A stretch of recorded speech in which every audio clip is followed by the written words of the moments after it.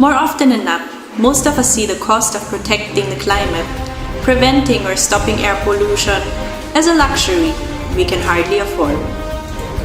However, stopping air pollution is arguably fast becoming a necessity, not a luxury, whose cost we must all be willing to bear.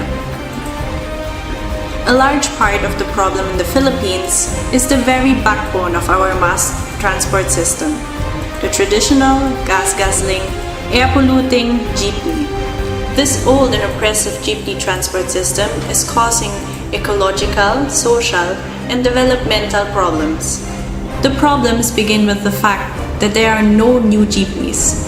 Virtually all the jeepneys you see on the street are from 10 to 20 years old.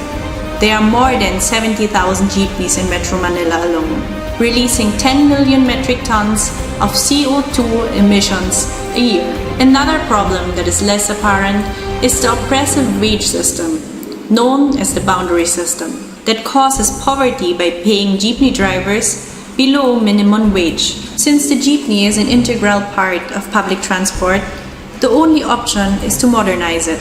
Enter the electric jeepney. Electric jeepneys or Ejeepneys are energy-efficient, zero-emission vehicles running purely on electricity.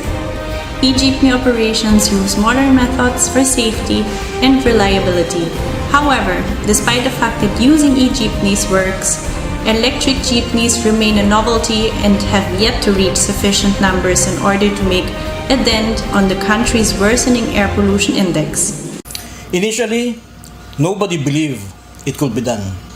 Nobody believed that electric vehicles could be used for mass public transport. Now, we have a viable, working, and sustainable proof of concept in the Electric Jeepney Transport Corporation's Makati Green Route. It has been in operation for the last 8 years. We then established a second franchise route, the FC360 Ejeepney Transport System in Villanueva City, Alabang, Muntinlupa. We now have a validated proof of concept. Electric vehicle technology really works and it is sustainable. We now need to take the next step. We invite you to take it with us. As in most advocacy groups, we had our share of birth pains. There were very limited funding. We wanted to do a lot of things to propagate electric vehicles, but there was very little to go around. The EV industry was faced with these difficulties. Much of the market is still not familiar with electric vehicle technology. There is no government support. There were some fly-by-night importers who gave the industry a bad name by selling disposable electric vehicles. There are no service centers nationwide. Vehicle financing for electric vehicles was not available. But we never gave up. These growing up pains did not deter us. We were determined to put EVs in the radar of the Philippine auto industry. We need the help of the private sector to modernize the Philippine public transport system. The idea works.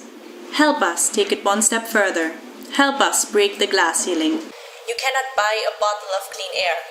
There's no escaping air pollution, no escaping climate change. Help us break the glass ceiling. Adopt an Ejeepney now.